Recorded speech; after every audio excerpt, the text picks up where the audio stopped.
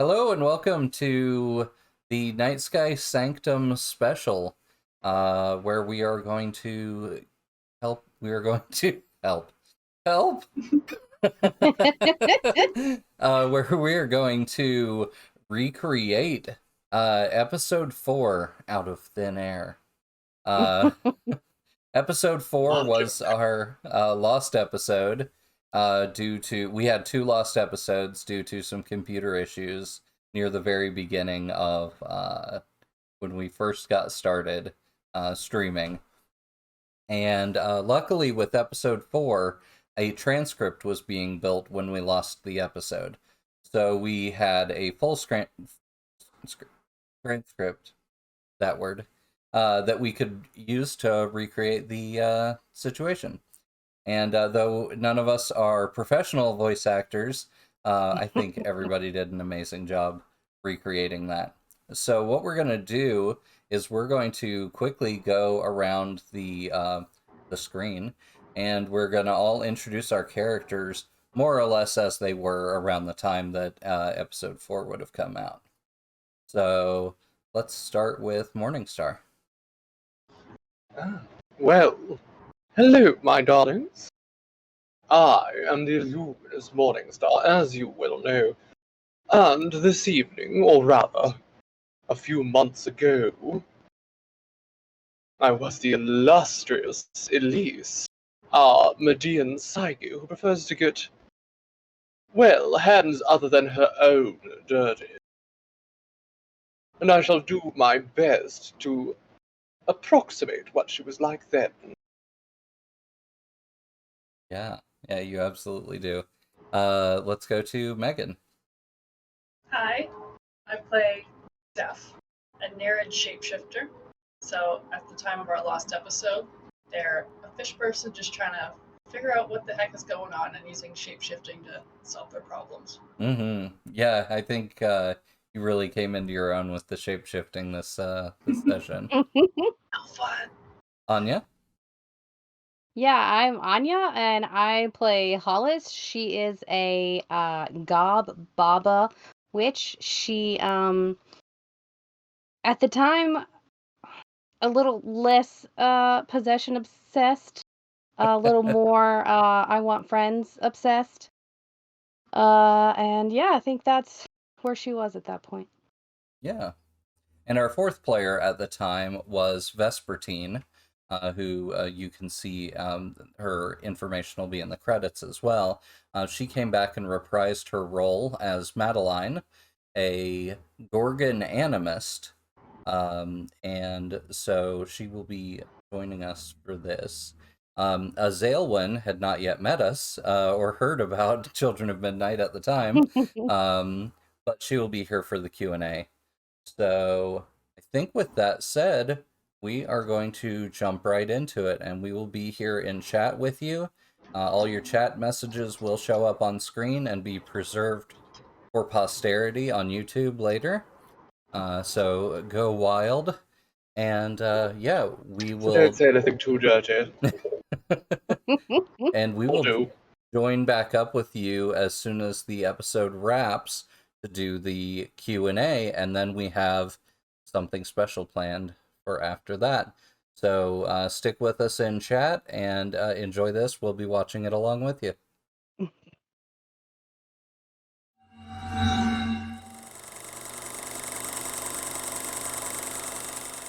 So where we last left off, you were all back at the Coven stead with Roger in your new holding cell. Back in session 2, Hollis and the rest of the Coven met a Banshee on North Brother Island with the Vulture Votary. You all saw a vision of a gob, or some unknown gob-like fae that was being attacked by nuns. And you all wanted to get some revenge for this on behalf of the Banshee, with the knowledge that such a good deed might get you an in with the floating market as well. You're excited to be able to exact revenge on a notorious group of nuns either way. Also, since Destroy is your new favorite undertaking, this should help bolster your brutal reputation for sure. When preparing for a Destroy undertaking, you get +1 die to gather information rolls, and +1 XP when you finish. Oh, how smashing. here's to being more destructive in the future. A good time was had by all, except Roger. A little reminder that in Seth's psychometry last session, they noticed that Roger had 2 accomplices doing Coven rituals with him in the past. That might be 2 people that you need to keep tabs on in the future. Who knows what status they had with Roger in the end. But we do know that at least at one point in the past, they were a tight-knit group. But hide nor hair has been seen of them since you ransacked his coven the other day. Just something to keep in mind. To start an undertaking, such as this destroy undertaking for the Banshee, we should probably figure out what plan, method, and detail you want to use. Or do you want to gather some information first? Well, I'm always interested in the social angle, but I feel like we certainly need to gather a bit more information before we go ahead. I mean, all we really know right now is that there's nuns and that they've been beating people up. Yeah, did they set the gob on fire? We should go and torture and murder those nuns because I hate them. So what angle or contact would you like to use to gather information? Or would you prefer to just stake out a known location that the Forsaken Saints might be involved with? We could send our familiars. That might be the most practical. Other than that, we don't really have any leads. So what you do know about them is they're a primarily Christian-like cult that has their own internal training grounds. You know they don't come off their compound very often, and they get food delivered to them. You're not going to find them at the local coffee shop. Ugh. What point of their life? That sounds so utterly drab and dull. Yeah, it's all go to church, train for the upcoming Armageddon, sleep, and repeat. My familiar Iran is an owl.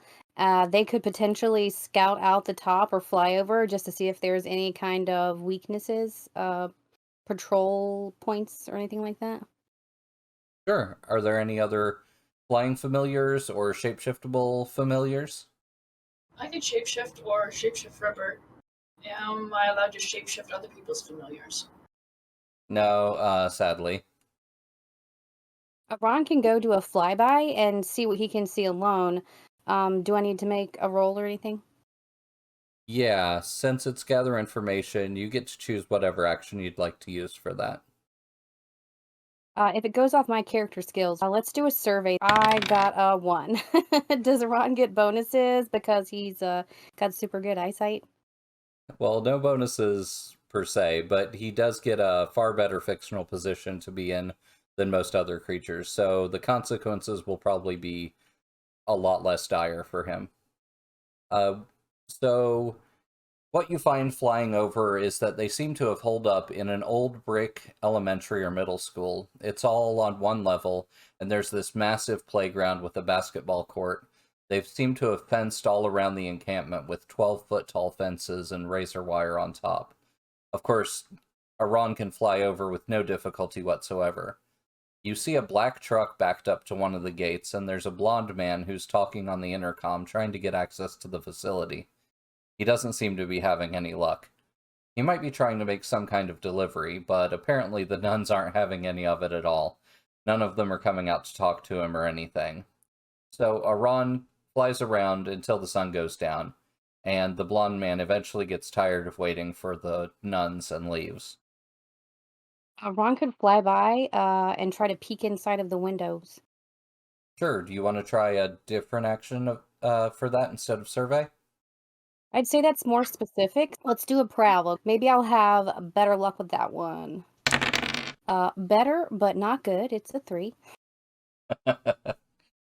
So Ron finds his way to what he thinks looks like a really good window, but once he gets up to it, you find that it's been spray painted black from the inside. You're unable to get a lot of information, but he can hear some voices from the inside, and they're all women. So, why don't we just set this entire place on fire? You could definitely do that if you were on the inside. I mean, if I spend enough essence on Invoke Tartarus, it could be fine. Uh, but you said the delivery driver already left. I'll see where he goes.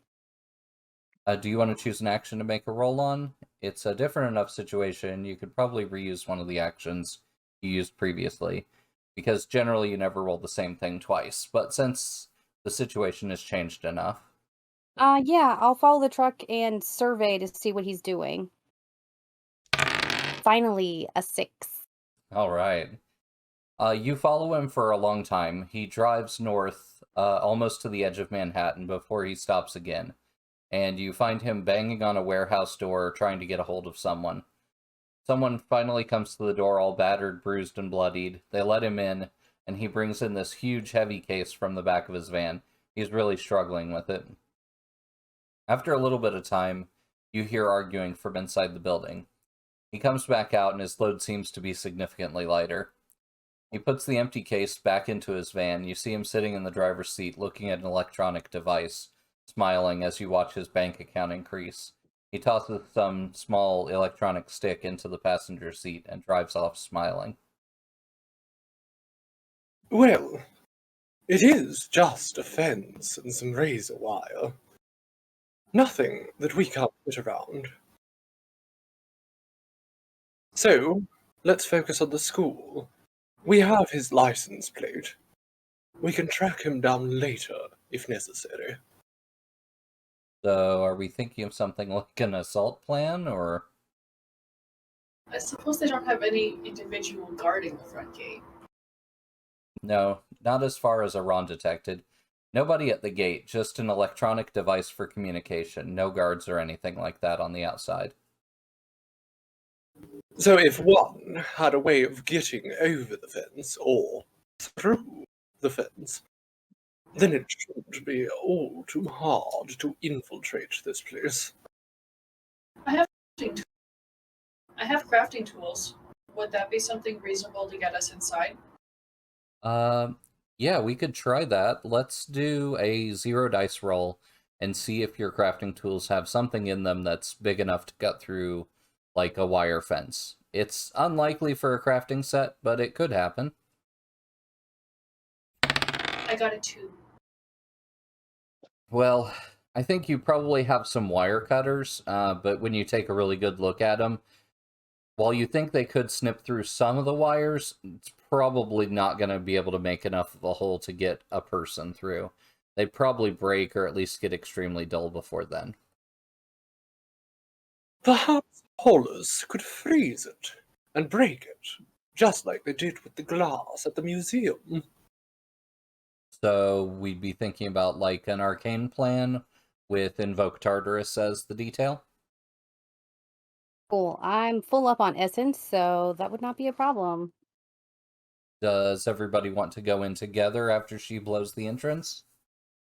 We also have lock-picking stuff for the whole Coven, and I also have climbing gear.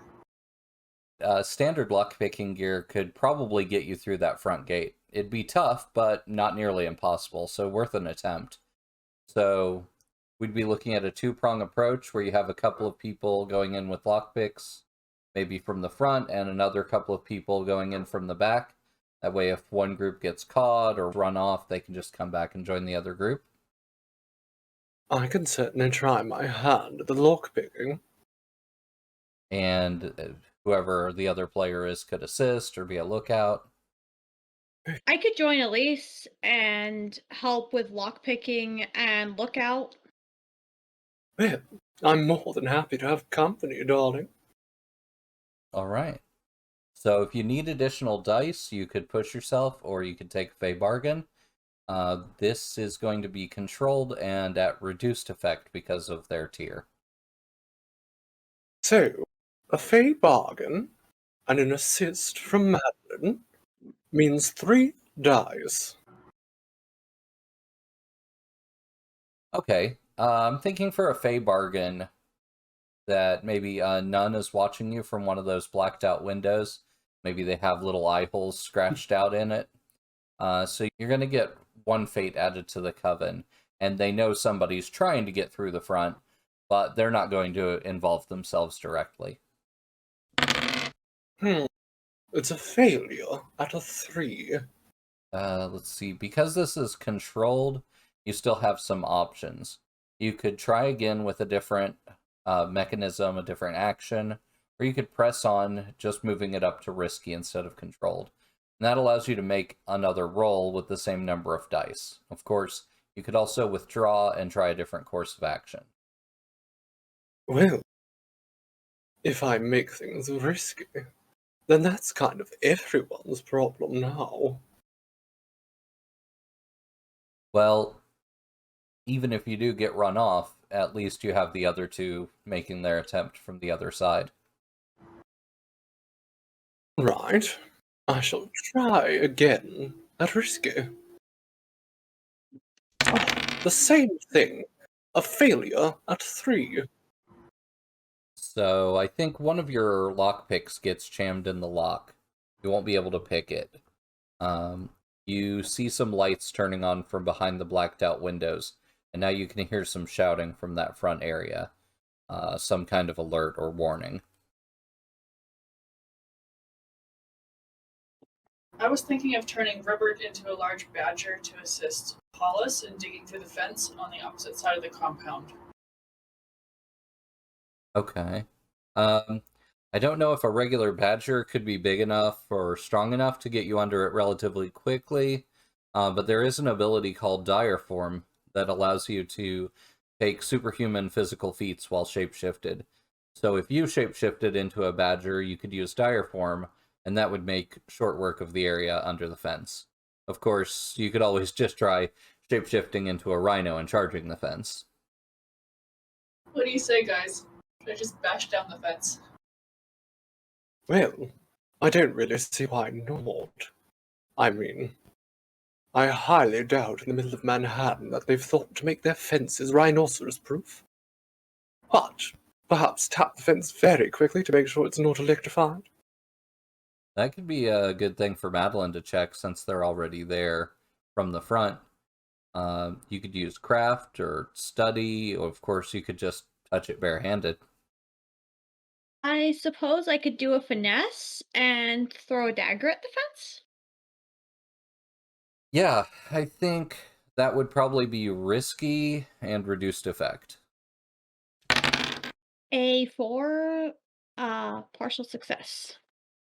Okay, you throw the dagger so that it goes through a crevice between where two fence posts meet, hoping to see the electricity bridge the gap between them.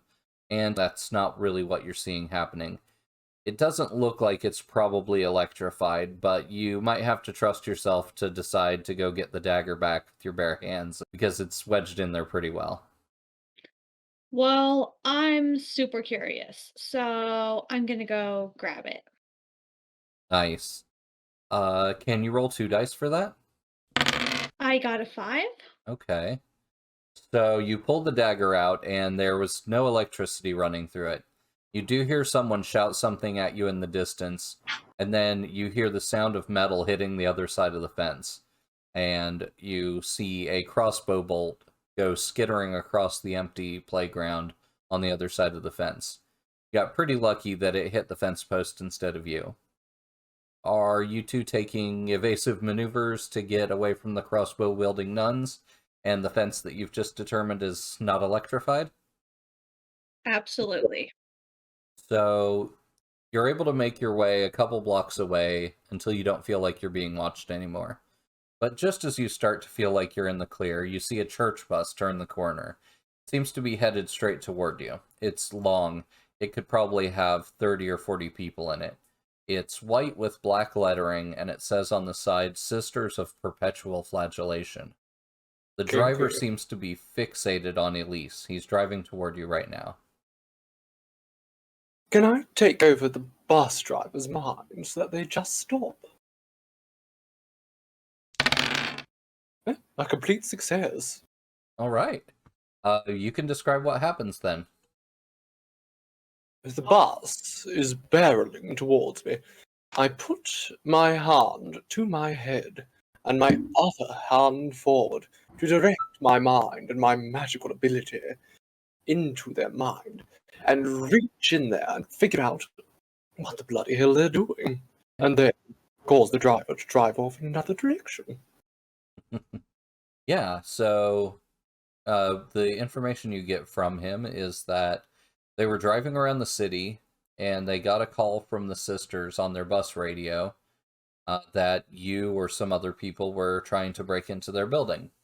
So they had come in to investigate. You force the driver to look up into the mirror and can see who's on the bus with them. Surprisingly, there are only 4 other people on the bus, and they're sitting near the back. They're very well shrouded, wearing black robes and hoods. The bus driver treats any thoughts you put in his head as if they were his own. But if the person comes back on the radio and asks him, "Hey, what are you doing?" there might be an issue. I'll direct him to drive across the Brooklyn Bridge. With New York traffic how it is, that will keep him away from here for quite a bit. Awesome, yeah. So that puts the bus completely out of your hair. You do see the robed figures look back at you as the bus passes you. I wave at them. Well, I suppose now Madeline and I can attempt to reconvene with Seth and Hollis. All right, once the bus is gone, there's nobody else watching you, and you're all able to meet up together. So what are you doing now? I am putting a hole through the fence using Invoke Tartarus Ice to just big enough for everybody to get through. Once we get through, they already know we're trying to break in. I would like to impersonate to try to infiltrate. Okay. So you want to do some kind of impersonate?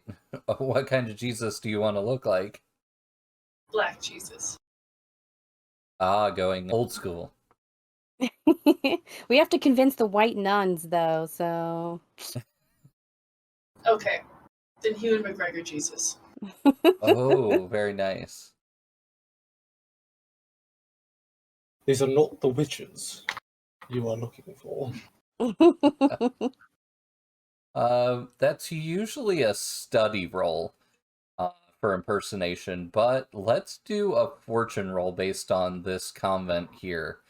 Whatever their expectation of Jesus would look like, it's such a weirdly personal thing. The fortune roll just determine how successful your Jesus works on them. Okay. It's a failure. Well, regardless, you do look like a Jesus, so I think they'll recognize who you're supposed to be. But when you get in there, you're going to see pictures on the wall, and it's probably not the Jesus that you look like. Anya, how much essence do you want to put into that? You said you're only trying to freeze a relatively small area? I'm thinking of spending just 1 essence to freeze a spot just big enough for us to crawl through. I got a 5. Okay. So the fence is significantly and solidly frozen, and with a swift blow shatters, but with jagged edges. Ooh, I like that. That sounds awesome. So I assume that means you want to be the first one through? How about level 1 harm from the frosty jagged bits? You can choose where they get stuck. That would be my ear. Gross. Mhm. That's so it's a small enough hole that a gob still got jabbed. So everybody else is probably gonna have to like army crawl through the hole. Oh no, my Jesus robes are gonna get all filthy. Well, I think that just adds to the authenticity. Exactly. My robes are the real thing at risk here. I mean, your Jesus costume isn't even real. Yeah, bits of dangling flesh. So all of you are able to make it through the hole, dirty knees and all that. Ugh. You're at the back entrance. Another dirty hole. Sorry, I ruined that joke, but I Technically, just had this to is say it. This would be the negative one. The Dirty hole. original dirty hole. The original dirty hole. I can't make that reference because it hasn't happened. That's a pity. Hasn't happened yet. Mm. Let's see. Time traveler's trauma. There's a big blacked out series of glass panels and a set of heavy metal double doors. You can see chains on the handles on the inside of the doors, and no apparent locking mechanisms visible from the outside. In the yard out back, there's a little merry-go-round that looks like it hasn't been used in a decade or more. What if I go and just sneak around and just see where all of the doors are, all the entrances are, and see if there's any place opened? Sure, yeah. Make a roll for that, though. What do you think would be appropriate? Maybe prowl? Probably, yeah. Okay, so you go around and grab a few of the door handles, checking to see if they open. You give them a gentle pull and can feel that they are definitely chained from the other side. You also notice that there are thin, cross-hatched wires through the glass for reinforcement. And this is how pretty much all of the doors on the ground level are when you check them out. And you shortly make it back and join up with the rest of the group.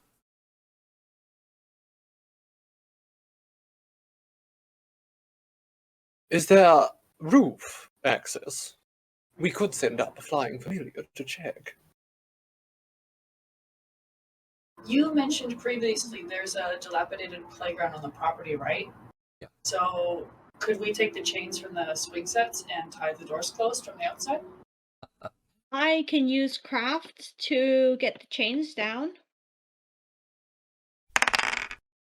I've got a partial success at 5. Okay.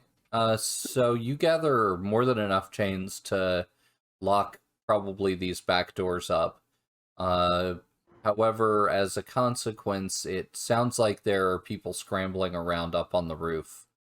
I can send Whisper up that way to get a better eye on the scenario. I'm gonna say that's going into risky territory.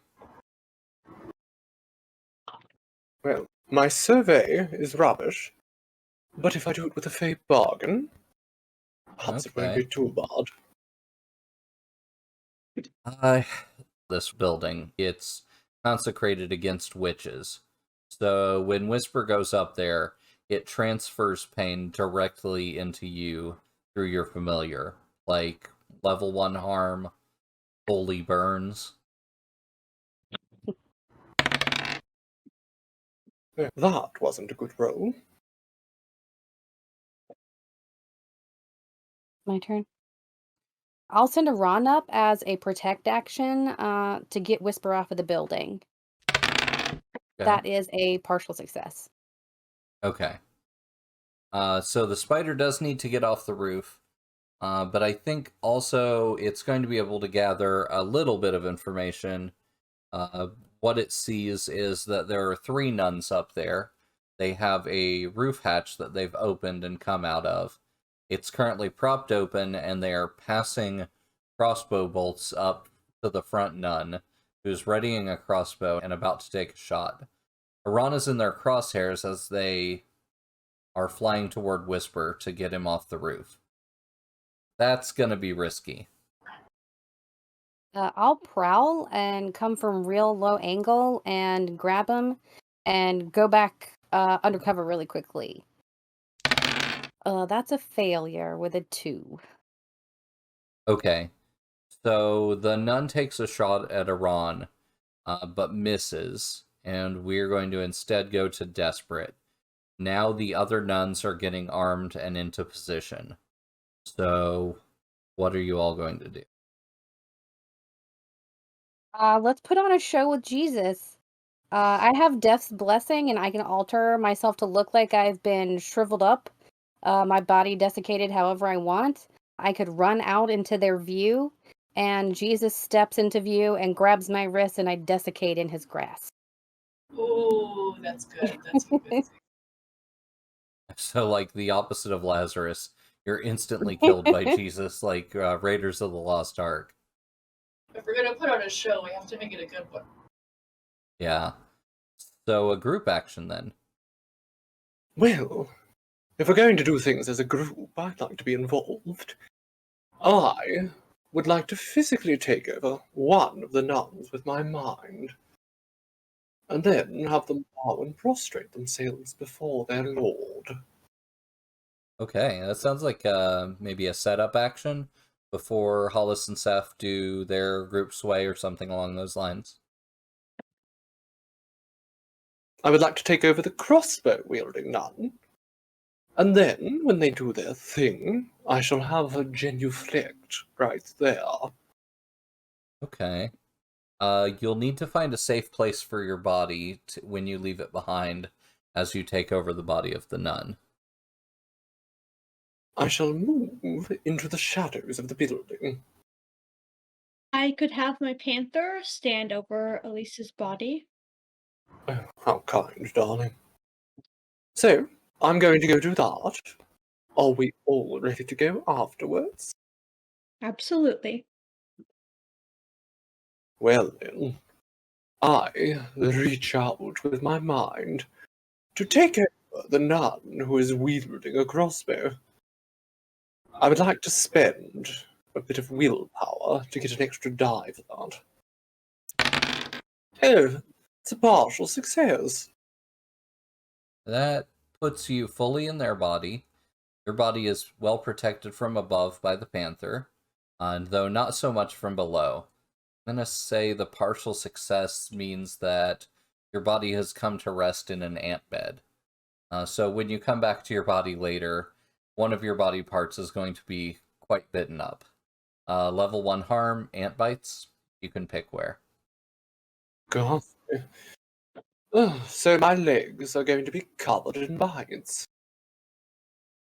Well, whilst I'm in the body of the nun, I shall wait for Seth and Holmes to get the show on the road. In the meantime, I don't want anyone to think anything is amiss, so I shall hunt the sky for that slippery owl. Okay, one of the nuns walks up to you and says, No, no, no, aim higher.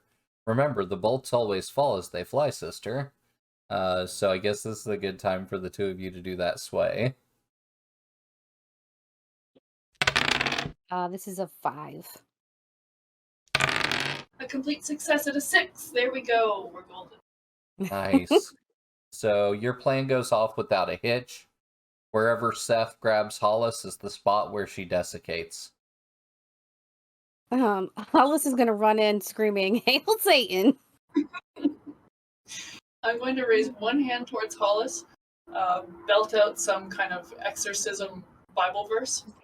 I want to touch Hollis's face and melt it, so it's super disgusting, terrible. It's gonna be great. Awesome. And Elise, you have control over that nun with the crossbow. Well, then, I shall have her fall to her knees and cry out, He has returned to us! The Messiah has returned! Okay, the other two nuns come up to the edge of the building. They're looking over the side, and their mouths just drop wide open. One of them grabs her radio from her belt and pulls it up to her mouth and says, Can you see this in room 4? I don't know what's going on here, but I don't think I can believe my eyes. And in stunned silence, she drops the radio. Currently, Madeline is the best hidden person and in the best position if you want to do anything from the ground level. I do have climbing gear. I would like to sneak up to the rooftop. Okay. I think that would be like a freebie. You have the right gear, and it's only a one-story building, and you find a place so that once you get up to the roof, you're pretty well hidden in the shadows. You can see that roof hatch open and light streaming out from the inside. There are 3 nuns up here, and they all have their backs to you. One is bowing and praising the Lord, and the other 2 just can't believe their eyes. I think that I will pull out one of my daggers and try to throw it at the back of the neck, right in the spine. I got a 5. Okay. That kills her instantly. She falls silently. This is the one with the radio. The radio smacks the ground and breaks. Oh dear. Well then, I twist the crossbow round to point it into the nun's chest, and I pull the trigger, and, in the recoil, fly backwards off the building. Oh, I also got a 5. Okay. So, for the partial success cost, I think I'm going to throw a curveball. The nun whose body you are inhabiting did not go unconscious or die when she hit the ground. She hit the ground, and you still have control over her body. The other nun that you've left behind has a crossbow bolt sticking out of her chest, and she is probably bleeding out at this point on the roof. I think that doesn't really leave any combatants on the roof at this point. All this blood, it's a shame I can't actually turn blood to wine. You can hear the chains being removed from the inside of one of the sets of doors. Elise, what would you want to do? It's happening nearest the nun that you're inhabiting.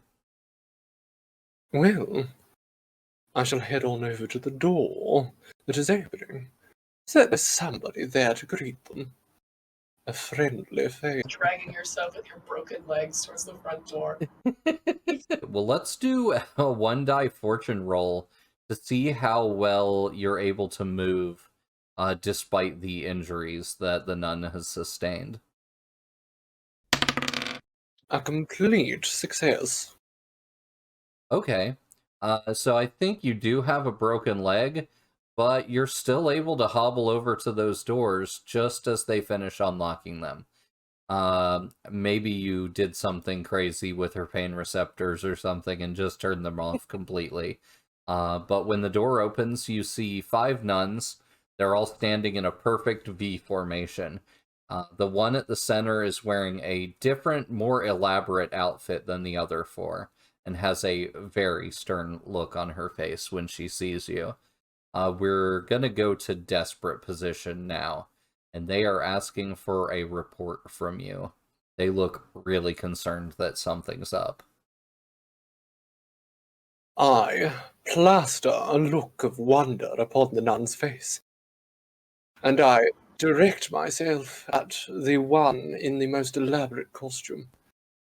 I cry out, "It's Jesus, Mother Superior! The Lord has returned to us. The other sisters went mad from divine inspiration and attacked each other on the roof. There was blood everywhere. I don't know what's happening." I think I'll just kind of lean out from the shadows just to corroborate the story. Zombie Hollis is groveling at the feet of Jesus and crawling along. Is there such thing as a double assist? Let's see. I think if you both spend willpower on this, we could do like +1 die and increased effect. This is a very important NPC that you're trying to sway. So even with all of that, I think that's going to bring it to standard effect. But yeah, that's all pretty awesome. Even if this goes horribly wrong, it will still be interesting. Oh, and it didn't go horribly wrong. It's a complete success. Okay. So I think with a complete success and standard effect, the only person that still needs some convincing is Mother Superior. All the other nuns are completely convinced at this point. So despite their best interests, they invite you in, and they are going to do their best to cautiously interrogate Jesus. They roll out the red carpet for you to the best of their ability. They bring you into a pretty nice sitting room where they provide Jesus and Gob Lazarus, Hollis and Seth, whatever you request. They do separate Elise in the nun's body and allow her to stand nearby. But the other two of you, they put in their most comfortable chairs, and the nuns form a semicircle around you. And they're just sort of, quietly asking questions like, where have you been all these years? And why you've chosen to come back now? And why specifically you chose them? So I guess I have to do some kind of sway roll. Yeah, I mean, it's up to you. You could try, like, command or sway or even consort. want You could probably to- even go the miracles route. I can even end my death's blessing at any time and undesiccate so that it looks like you healed me. That sounds awesome. In order to respond, I guess, to the interrogating, I'll say, I've come back to deal with the witches of the world. And you question me? And then Hollis and I can do our healing thing. Okay. What do you want to roll for that? Probably sway. I don't think command is quite right, but I don't have any points in sway. So I'll use what little willpower I have and give myself a bump for some more dice. Okay. I think I'm going to treat all of this as like a elaborate setup action, because what you've already done has been so big, and you're kind of now like just ending the effect. So everybody but Madeline, her panther, and Elisa's actual body are inside here. Okay. So that's who will do the rolls. Well, let's perform this miracle. Complete success. All right, this is so they see this and they just are like, this is what we've been preparing for. What can we do to bring about the world you want to see? Before we tell them our plan, I suggest we have communion, but we make it poison. Let's make sure it's a very painful and unpleasant poison. I do believe that poison communion. I do believe that poison communion is a genius idea. In case any of them survive the fire, or we aren't able to do the fire. Okay. I think that would just require like a downtime flashback action to get that poison. Something like acquire an asset. I assume you want this poison to kill them painfully. So for acquire an asset, you roll Coven tier, which is 0 dice. Okay. That's a 4. Okay, awesome. So that gives you a tier 0 poison. Definitely acceptable for a brutal murder. They provide you with a crystal candy bowl, dumping whatever was in it on the floor. So how are we going to do this to have them drink Jesus' poison blood? Seth's hand is mangled, so I don't think I can do sleight of hand. Can I create a distraction for poisoning the communion? I want to wash Mother Superior's feet.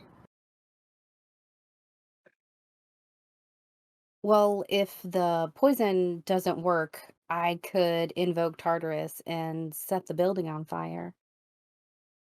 I would so- like to grab the swing set chains and lock up all the rest of the doors tight, as well as the roof hatch, leaving only the front entrance open. So our coven can leave, of course. Okay. I don't think we would really need a roll for that.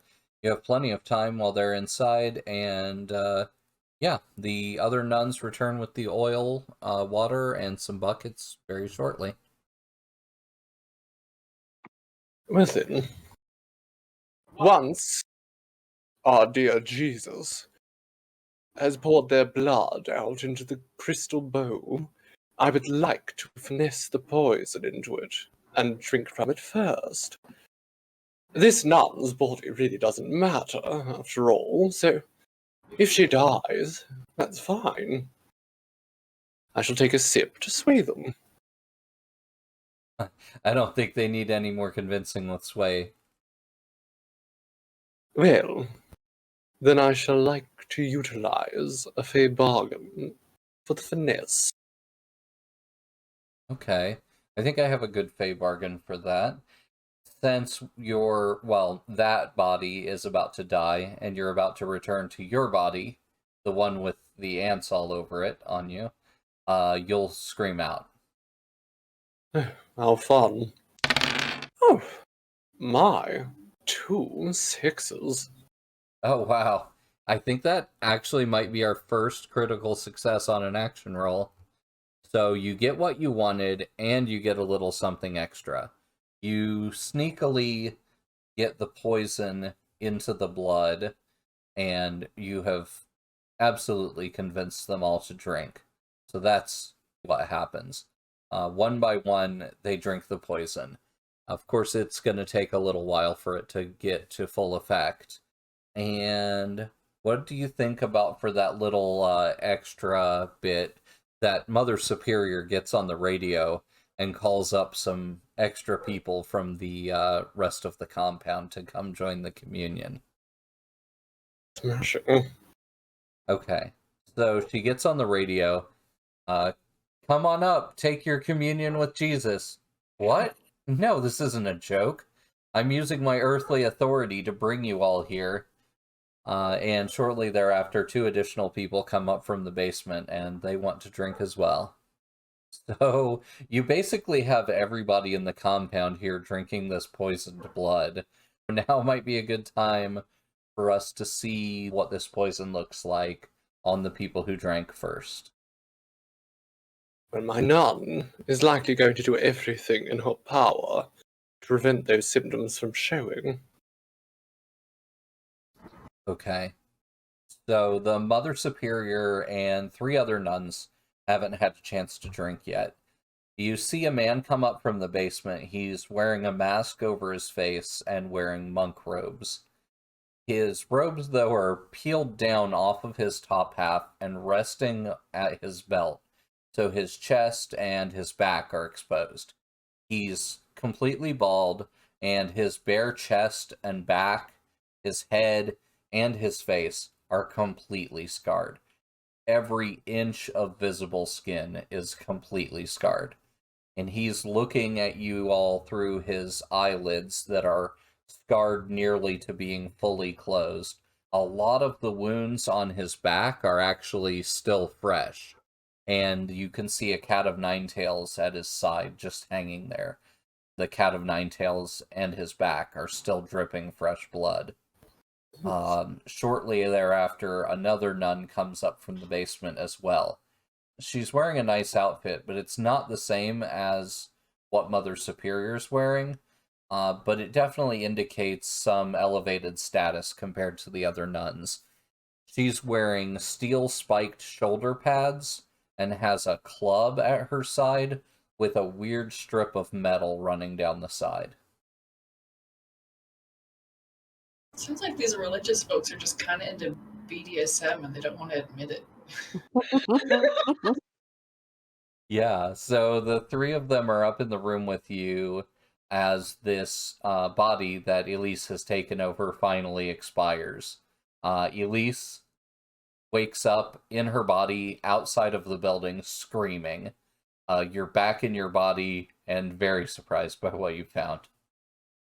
And absolutely miserable and fuming with rage about all these horrid little bands. Doing everything in my power to resist the hot-blooded urge to kick the lovely panther. The 2 other people from the basement and one of the people that left to get the oil also haven't drank the poison yet. However, it appears Mother Superior drank the poisoned blood in a covert manner because you can see that she is starting to show the first symptoms and is perspiring heavily. How odd. I want to look to Mother Superior, seeing her symptoms, and say, This is your reward for being so devoted in your service. You get to go to the promised land right away. It's a 5. So she is definitely going to die now. It is just a matter of time. She takes your prompt and snatches the chalice away from one of the other nuns and just downs all the rest of the liquid as much as she can, due to the partial success. And she drinks up all the poison that's left in the chalice. The monk then grabs it away from her and produces an exceedingly long tongue and just starts lapping the inside of the cup. He licks it completely clean and then hurls it against the wall. There's no blood left in the chalice, but he does see there is a perfectly good and full of blood Jesus nearby. So he starts towards Seth while grabbing one of the metal hooks on his cat of nine tails, and he brandishes it near your face. Jesus. Me. Maybe we offer to purify him with fire. Hellfire. Goodness, does he think Jesus is a Capri Sun? Elise and Madeline, I suppose, come in from the only door. Madeline didn't chain. I guess Hollis and I are going to set this up. I'll reach out my hands and say, I'm going to purify you because you are the most holy. Prepare yourself. Like 2 or 3 essence, or whatever it takes to set this whole room on fire as we all back towards the door. Okay. I think the person blocking your exit right now would be the nun with the giant club. But depending on how well you start that fire, well, let's just make that roll and see what happens afterward. I'm gonna do a focus roll and summon up some Tartarus fire. I have a partial success at a 5. All right. Why don't you go ahead and describe what this looks like then? Hollis puts her hands out and starts mumbling quietly as she can. She doesn't want anybody to get suspicious that it's not a regular prayer. She squats down and puts her hands on the floor, and fire shoots up from the floor and sets the room ablaze. Okay. I think it quickly consumes the curtains and all the fabric in the room and that comfy chair they tried to put Jesus on. Mother Superior goes up in flames. The monk is instantly trapped in the corner by the fire. He's not going to be able to make his way to any exits from the room easily. So this gives the rest of you a moment to get out.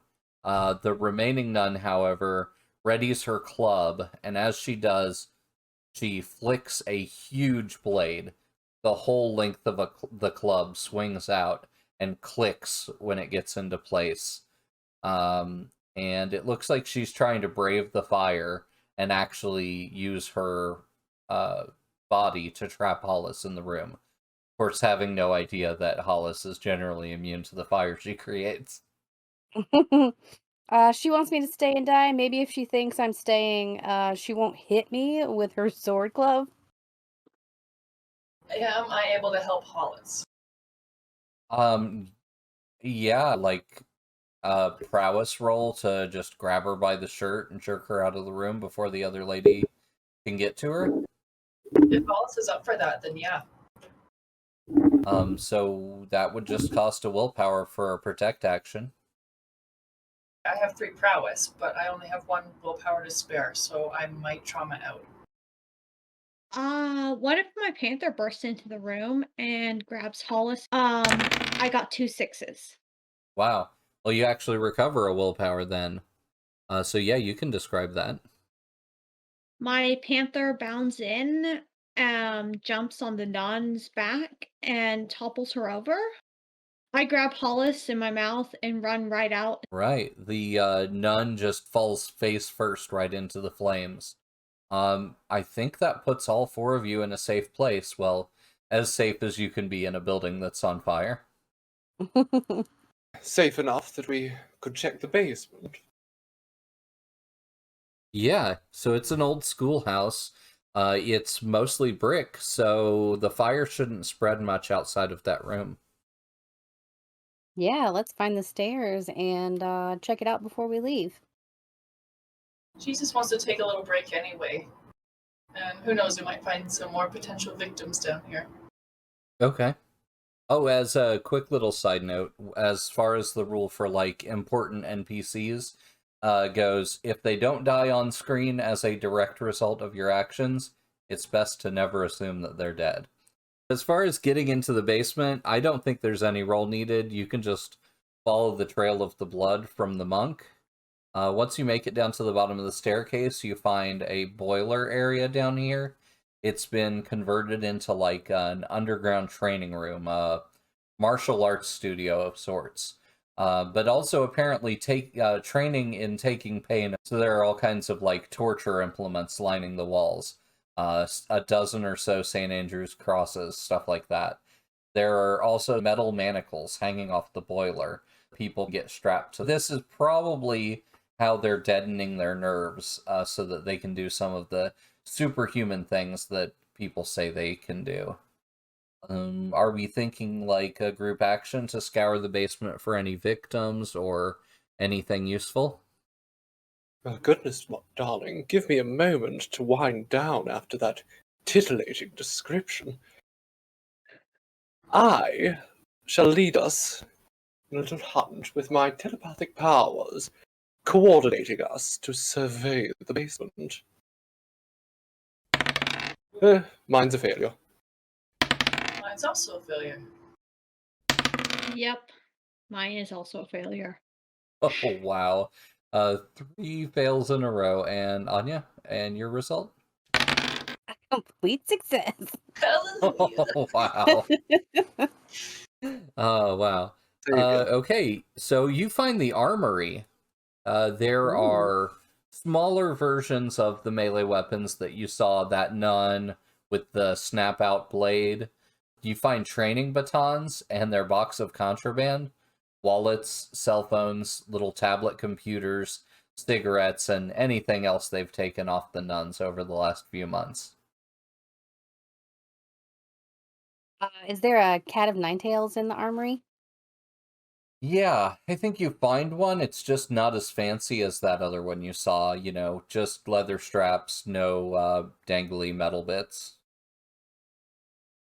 You also don't find any other victims down here, but you do find a door with crosses on it drawn in blood.